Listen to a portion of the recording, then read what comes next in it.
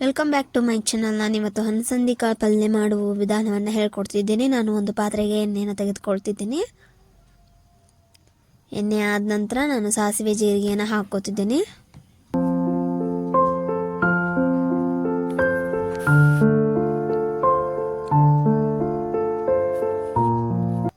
ಕರಿಬೇವಿನ ಸೊಪ್ಪನ್ನು ಹಾಕೋತಿದ್ದೇನೆ.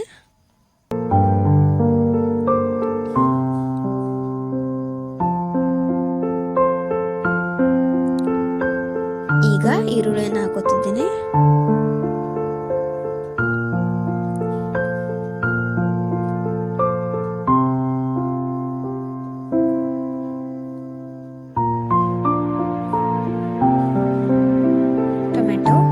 ಒಂದು ಟೊಮೆಟೊನ ಹೆಚ್ಚಿಕೊಂಡಿದ್ದೆ.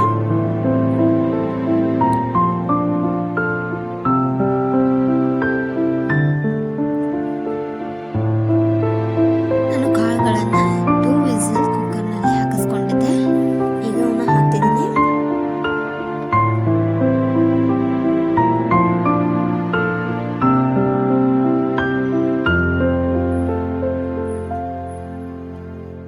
ಕೆಂಪು ಖಾರದ ಪುಡಿ, ರುಚಿಗೆ ತಕ್ಕಷ್ಟು ಉಪ್ಪು, ದಪ್ಪ ಉಪ್ಪು ಹಾಕ್ತಿದ್ದೆ ನಾನು.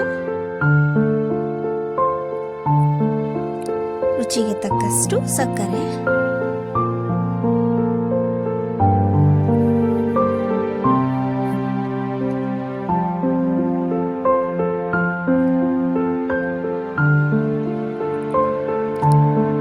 ಮಿಕ್ಸ್ ಮಾಡಿ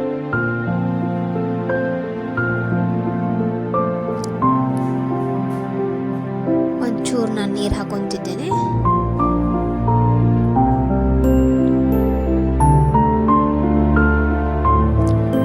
ಮತ್ತೆ ಕೊತ್ತಂಬರಿ ಸೊಪ್ಪನ್ನ ಇದ್ರ ಮೇಲೆ ಹಾಕ್ತಿದ್ದೇನೆ.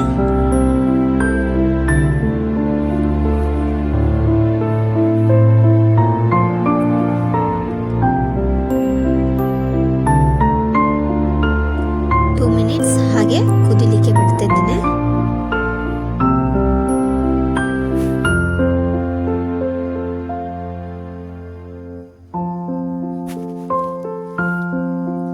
ಈ ವಿಡಿಯೋ ನಿಮಗೆ ಇಷ್ಟವಾಗಿದ್ರೆ ಲೈಕ್ ಆ್ಯಂಡ್ ಸಬ್ಸ್ಕ್ರೈಬ್ ಮಾಡಿ. Thank you.